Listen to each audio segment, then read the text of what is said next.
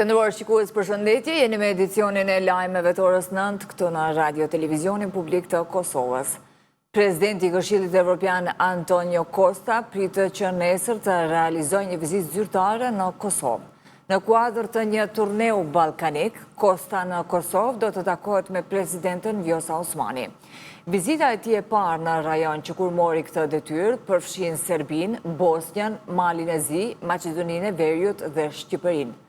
Në përmbyllje të vizitës rajonale në Tiranë të premten bëhet edhe samiti i Komunitetit Politik Evropian. Kryetarja Domave të Specializuara, Ekaterina Trëndafilova, sot do të drejtohet medjeve në konferencë shtypi. Sipas njoftimit të Domave të Specializuara, konferenca e paraparë e kryetarës do të mbahet nga ora 12 vetëm me gazetarë por pa prezencën e kamerave. Trëndafilova kishte qenë edhe 2 vjet më parë në Kosovë, vizitë e cila ishte përcjell me protestë.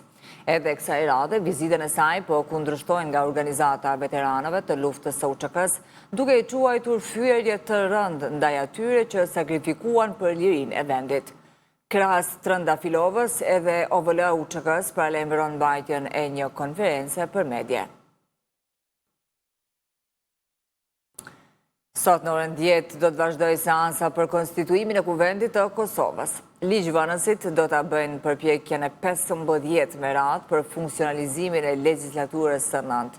Megjithatë, njohësit e kushtetueshmërisë konsiderojnë se përplasjet politike dhe përpjekjet për konstituim kanë sjellë diskutime të shumta juridike, sidomos rreth nenit 113 të kushtetutës dhe veprimeve të fundit në seancat parlamentare. Ky nen u jep të drejtë së paku 10 deputetëve që brenda 8 ditëve pas marrjes së një vendimi në kuvend, qoftë ligj, akt tjetër juridik apo procedurë, ta dërgojnë për shqyrtim në gjykatën kushtetuese. Ndërkohë asnjë nga partitë parlamentare nuk ka treguar për ndryshim qëndrimesh. Lëvizja Vetëvendosje insiston në ndryshim të mënyrës së votimit për zgjedhjen e kryetarit të kuvendit, nga e hapur në të fshehtë. Por kjo kundërshtohet nga partitë që në legjislaturën e kaluar kanë qenë në opozitë. Ndryshimi i mënyrës së votimit ka dështuar të kalojë 6 herë. Kërkesa për ndryshim të formës së votimit është dërguar të hënën për vlerësim në gjykatën kushtetuese nga Aleanca për Ardhmërinë e Kosovës. Ministri në dorëheqje i punëve të brendshme Xhelal Sfesla njoftoi se në platformën e Kosova janë lansuar dhe 2 shërbime të reja. Tani, përmes kësaj platforme mundësohet online procedimi i kërkesës për njohjen e statusit të personave me aftësi të kufizuara dhe kërkesa për njohjen e statusit për personat e verbër. Mbrëm rreth mesnatës, policia e Kosovës pranoi një informacion për të shtëna me armë zjarri në rrugën B Muharrem Feza.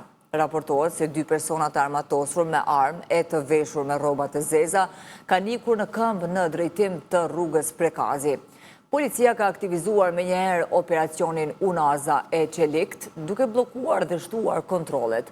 Deri më tani nuk raportohet për të lënduar apo të arrestuar. Ndërkohë, qytetarët kanë publikuar edhe video ku dëgjohen edhe të shtënat me armë.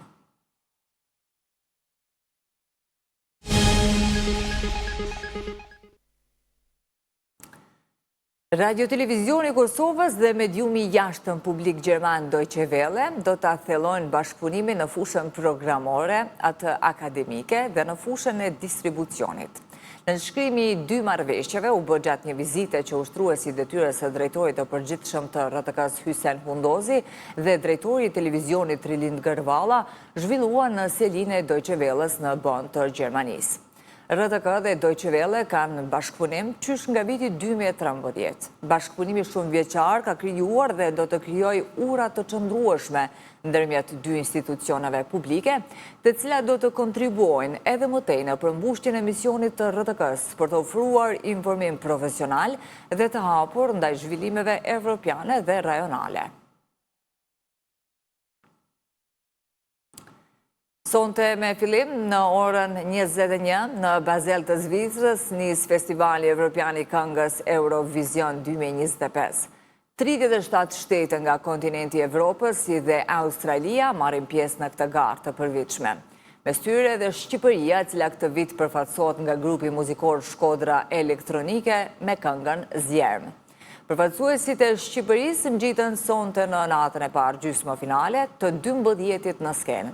RTK do të bëjë transmetimin e drejtë për drejtë të festivalit evropian përgjatë 3 netëve, me datën 13, 15 dhe 17 maj.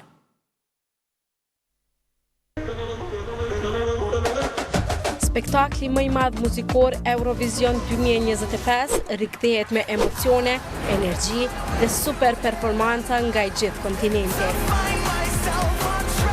Këtë vit skena më e madhe muzikore e Evropës vendoset në Basel të Zvicrës, aty ku artistët më të mirë garojnë për zemrat e miliona shikuesve.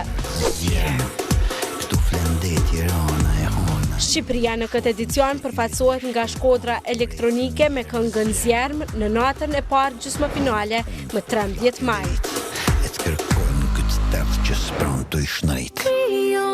Mos i humbisni netët magjike të Eurovisionit më 13, 15 dhe 17 maj, drejt për drejt vetëm në radio televizionin e Kosovës.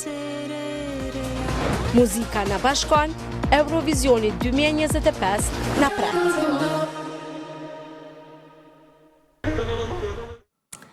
Për të mos humbur asgjë nga lajmet më të fundit, na ndiqni dhe pëlqeni në rrjetin social Facebook RTK, në Instagram RTK, YouTube RTK dhe TikTok RTK, aty ku informacioni vjen shpejt, sakt dhe drejt. Dhe mos harroni, jemi gjithmonë live në webpaqen rtklive.com. Faleminderit për vëmendje, mirupafshim.